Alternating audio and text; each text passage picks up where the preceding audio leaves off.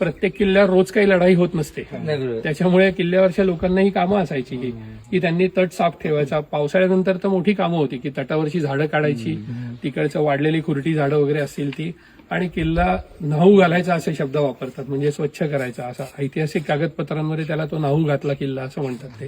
कोणत्याही किल्ल्यावर घ्या, अनेक किल्ले असे सांगतो तुम्हाला की कधी तिथे लढाईच झाली नाही त्या किल्ल्यावर. मग त्या लोकांचं काम काय, तर किल्लेदाराची ही कामं होती की त्यांनी यांच्याकडनं हे सगळी कामं करून घ्यायची. म्हणजे तो मेंटेन असला पाहिजे किल्ला.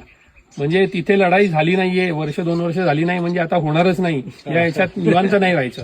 त्यांनी ते वारंवार हे करायचं.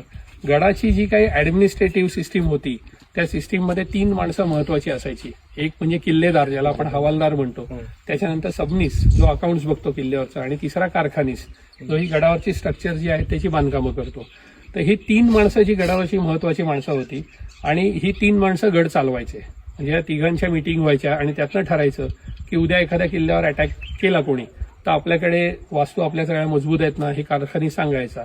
त्यानंतर सबनीस गडातल्या लोकांचे पगार बिगार सगळे वेळेत झालेले आहेत ना, सगळ्या गोष्टी तो ते एक बघायचा त्यात.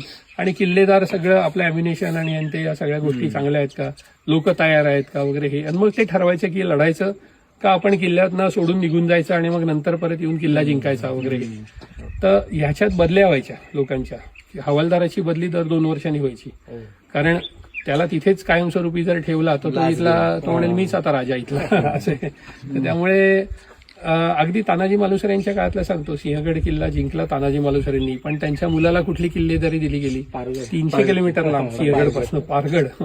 तर ते त्यामुळे बदल्या लांब व्हायच्या. लोकल माणसाला कधी ते देत नव्हते. त्यामध्ये सबनीसाची 5 वर्षांनी आणि कारखान्याची 5 वर्षांनी अशा त्या बदल्या व्हायच्या त्यावेळेच्या.